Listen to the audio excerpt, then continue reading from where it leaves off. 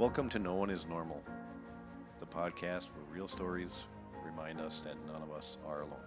You can also visit the website www.bradhhill.com or www.nooneisnormal.co for resources, updates, and future podcast episodes.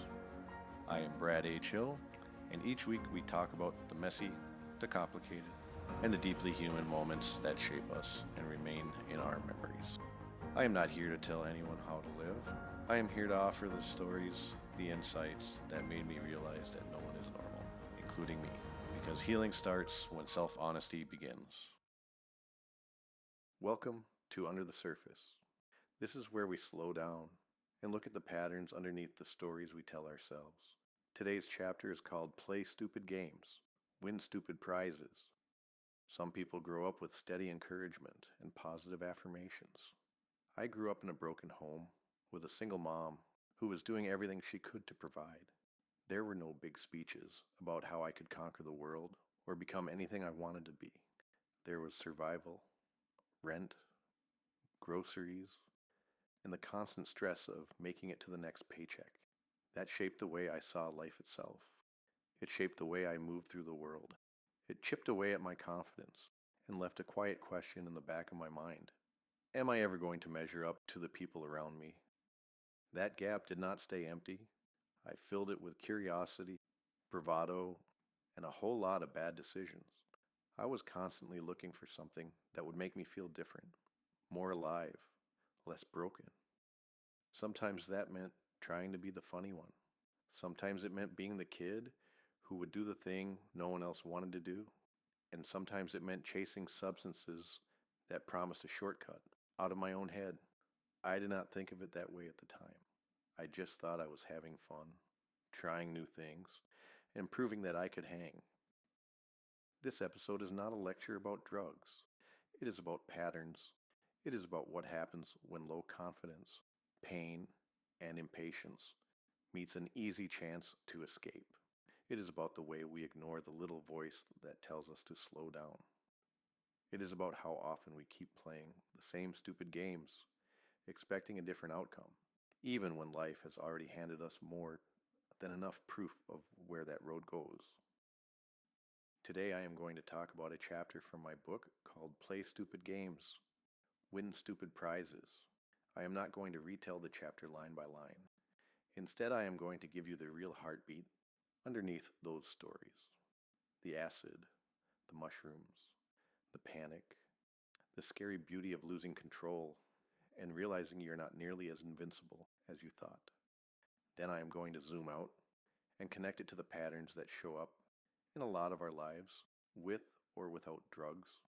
Because the truth is, most of us have our own version of these games, and the prizes are rarely worth what they cost. Growing up, I did not get many of the "you can do anything you put your mind to" speeches. I got survival.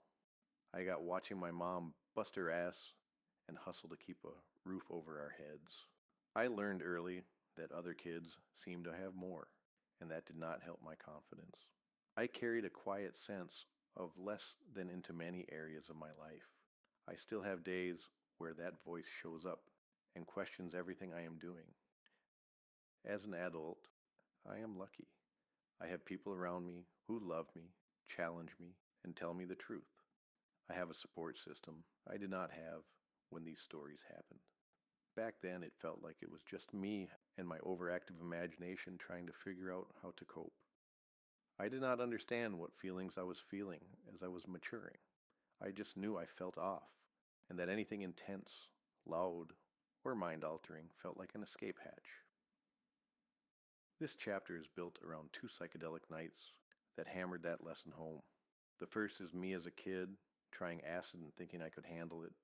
The second is me years later, taking a hero dose of mushrooms on top of way too much alcohol. I am not going to walk you through every moment.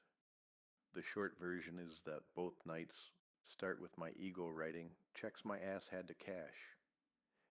In the first story, I am a teenager who ends up tripping, but not in the clumsy sense. I take more than I need. I do not listen to my own inner thoughts, and I wind up in a very normal family situation. trying to act like everything is fine, while inside I am melting.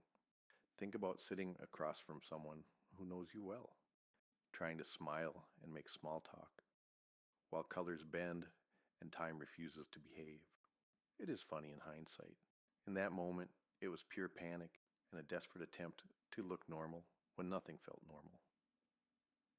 In the second story, I am older, but the pattern is almost identical. I tell myself one mushroom will not do anything. Then I stack more on top of alcohol and ignorance. A neighbor's basement turns into a sensory overload chamber. The music is too loud. The decorations feel alive. And my body decides it has had enough. I end up stuck inside my own head, convinced I might die in a stranger's bathroom or yard, trying to figure out if I'm going to puke, shit, or both. People drift in and out to check on me, but they feel a million miles away. Both trips are different on the surface, but underneath, they are the same stupid game. I ignored the little voice that said, "This was too much." I pushed past my internal warning alarms and lights.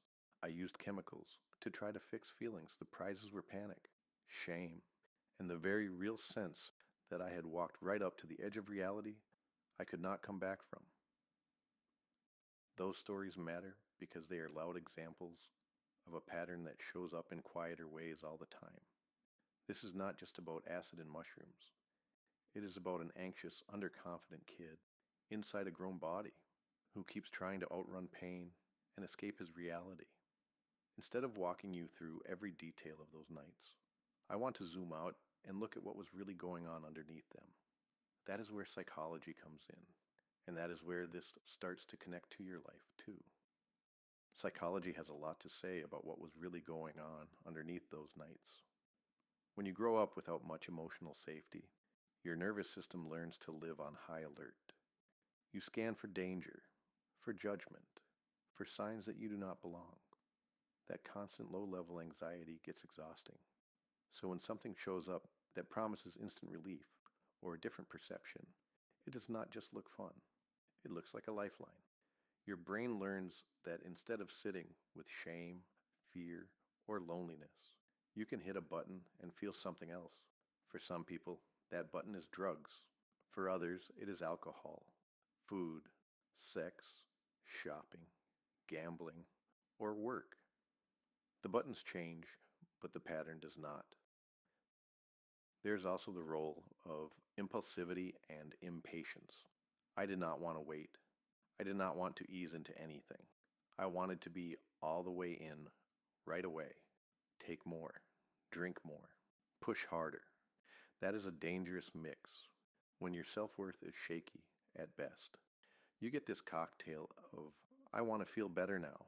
I need to prove I am not weak. And nothing bad will happen to me.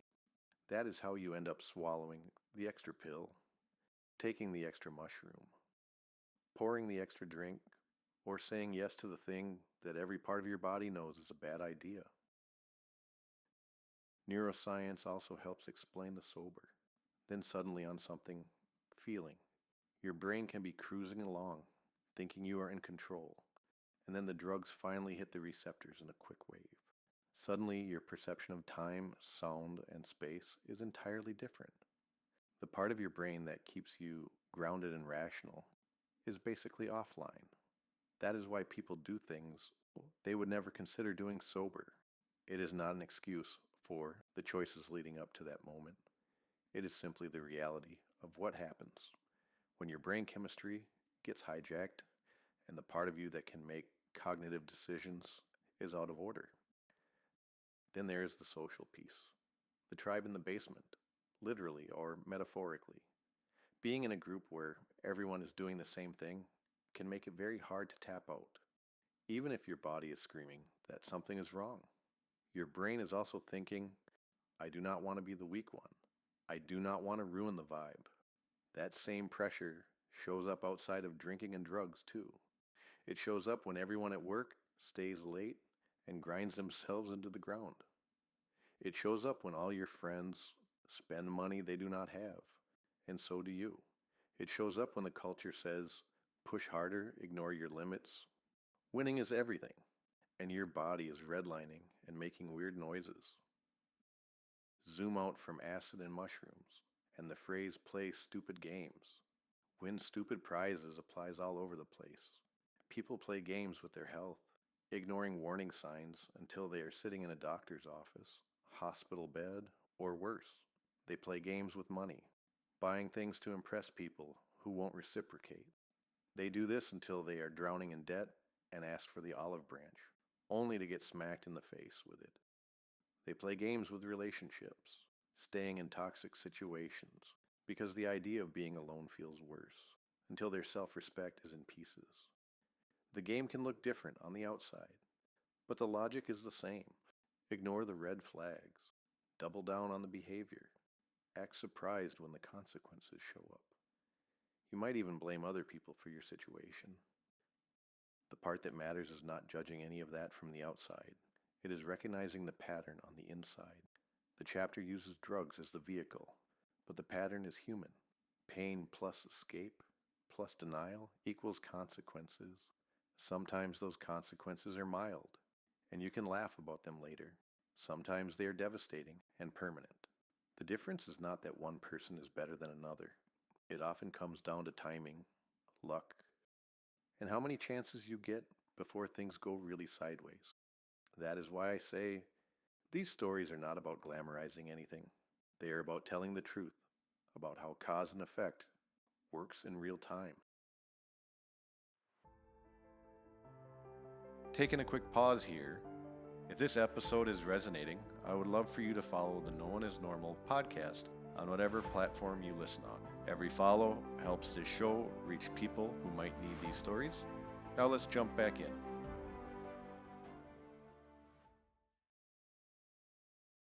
Looking back at those stories now, I can see so clearly that the drugs were only a tiny portion, and that the bigger story was about how I felt about myself. I was not taking acid or mushrooms because my life was great. I was seeking something else. I was taking them because I was restless, uncomfortable in my own skin, and desperate to feel something other than the constant hum of I am not enough, which was on repeat in my head. I can see the younger version of myself in those scenes, trying so hard to look like I had it together, while my psyche was fragile. I have a lot more compassion for that kid now than I did at the time. I only saw someone who was reckless and stupid. Now I see someone who did not have the tools or did not know how to ask for help. Even if I wanted to ask, who would it be? When I wrote this, I sat with the ugly, the ridiculous, and the heartbreaking parts of this, and it forced me to stop pretending they were just funny party memories. They were not. They were warning signs. There were moments where life could have gone another way. The fact that I am here telling you about them is not proof that I was clever. It is proof that I was lucky. That is a sobering thing to admit, and I know a few people who weren't. And it is also freeing, because it means I do not have to keep reliving my pain to prove anything. I can acknowledge the games I played, the prizes I got, and luckily I chose not to sign up for another round. If you are listening to this and recognizing parts of yourself in these stories, it is probably not about acid or mushrooms. Maybe you have never touched a drug in your life, and you might know what it feels like to keep doing something that you know is not good for you. You might know what it feels like to chase a certain feeling even when the cost keeps going up. Maybe your version of the game is pouring another drink at the end of a brutal day. Maybe it is going back to the same person who has shown you time and time again that they cannot or will not show up for you. Maybe it is saying yes to every demand until you are burned out, resentful, and your body is screaming at you to stop, or it gives out. It can be powerful to pause and ask yourself some honest questions. What patterns or choices keep leading you to the same kind of prize? What are the stupid games in your own life? Where did you ignore the red flags because you are afraid of what will happen if you see them? Where do you tell yourself you can handle it, that it is not that bad, that you will stop later, even though a part of you already knows that is not true? Sometimes the games are loud and obvious. Sometimes they are quiet and socially acceptable, like overworking or always being the fixer for everyone else. But if you pay attention, you can feel the toll these things are taking. It is also worth asking how you recognize when something or someone is no longer worth the cost. At what point do you say, this is not just a little habit anymore. This is a pattern that is stealing my peace. Maybe your body has been sending you signals. Maybe your relationships are tense. Maybe your bank account, your energy, or your sleep are all showing you the same story. Our lives are constantly handing us feedback. The question is not whether the feedback is there. The question is whether we are willing to look at it and take it seriously. What would it look like to stop participating in things that do not serve your peace or your growth? Not in a vague Instagram quote way, but in specific terms.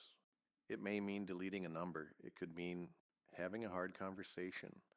Maybe it means asking for help with something you have been trying to manage on your own. Whatever it looks like, it will probably feel uncomfortable because you are breaking a pattern that has been running on autopilot for some time. That discomfort does not mean you are doing the wrong thing.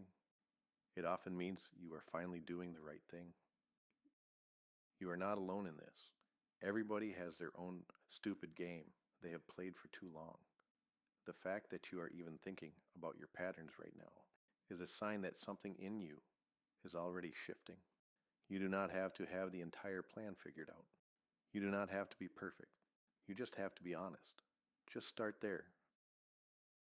Play stupid games, win stupid prizes is more than a sarcastic caption on the internet. It is a blunt description of how cause and effect work in our lives. The choices we make, especially the ones we repeat, add up. They lead somewhere. Sometimes they lead to funny stories and lessons learned. Sometimes they lead to damage that cannot be undone. That is not the universe being cruel. That is the universe being consistent. The point of this episode is not to glorify the stupidity or drown in shame about it. The point is to tell the truth. I played games with my body, my brain, and my life. I got those prizes.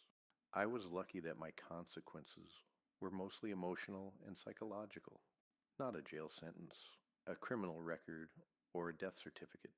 Plenty of people do not get to wake up the next morning and laugh about what happened. Plenty of families do not get their loved ones back. That reality matters. You do not have to wait for disaster to decide you are done.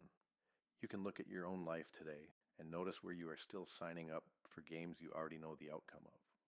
You can decide that your peace, your health, your relationships, and your future are worth more than another round of the same stupid shit. You can start making different choices, even if they are small and shaky at first. You are allowed to say, I did that. I lived through it. I learned from it. And I do not need to keep touching the same stove to prove it's hot. That is not weakness. That is wisdom. And if no one has told you this yet, let me be the one. You do not have to try to destroy yourself to figure that out. That's under the surface. Not to judge the story, not to rewrite the past, but to understand the patterns that shape how we live. Just a reminder, the stories and conversations in this podcast are for informational and personal reflection only. Nothing shared here should be taken as medical, legal, or professional advice. Always speak with a qualified professional about your own personal situation. Thank you for listening to No One Is Normal. If today's message resonated with you, you can find the book No One Is Normal on Amazon and Kindle, and explore more resources at www.bradhhill.com or www.nooneisnormal.co. Remember, you weren't meant to be normal, you were meant to be you.